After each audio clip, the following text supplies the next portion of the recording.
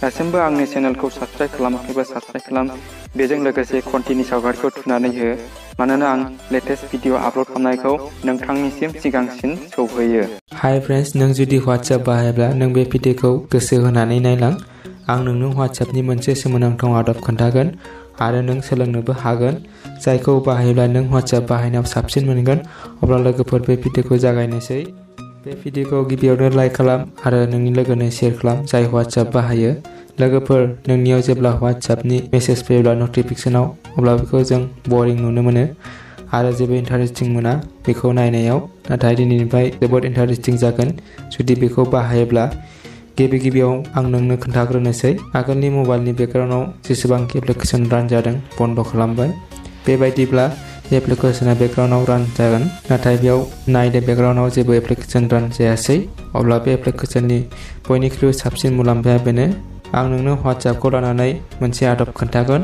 अब्ला आं WhatsAppखौ अपेन खालामनोसै। जेब्ला आं WhatsAppखौ अपेन खालामगोन, बिनि उनाव आं गुबुन मोनसे मबाइलजों WhatsAppआव मेसेज हरगोन। जेरै बेयाव मेसेज फैब्ला अब्ला मा रोखोमनि नुनो मोनगोन, अब्ला बेखौ नों बुजिदो आरो नायदो, अब्लासो नों बे आदबखौ बुजिगोन। दानिया आं बे आदबखौ खोन्थानोसै माबेलाय। WhatsAppखौ अपेन खालामबाय आरो गोजौनि नाम्बारखौ पिन खालामबाय। गुबुन नाम्बारजों मेसेज खालामनोसै बे WhatsApp नाम्बाराव। दानिया नायदो लोगोफोर, हाहाहानि मेसेज फैबाय आरो आंनि मबाइलनिफ्राय मोनसे इम'जि ओंखारनानै फैबाय जाय आंनो नटिफाइ खालामदों। आरो नायबावदो, हाहाहा खनसेबाव मेसेज खालामदों। एबा जिखिजाया मेसेज फैयोब्ला बिनि इम'जिखौ नोंनो खोन्थागोन एबा इम'जिया नटिफाइ खालामगोन। नों जा मेसेज लिरनायजों इम'जिया गोरोबोब्ला बेबायदिनो इम'जि फैगोन। लाभनि मेसेज फैयोब्ला आरो लाभनि इम'जि फैनाय नुनो मोनगोन।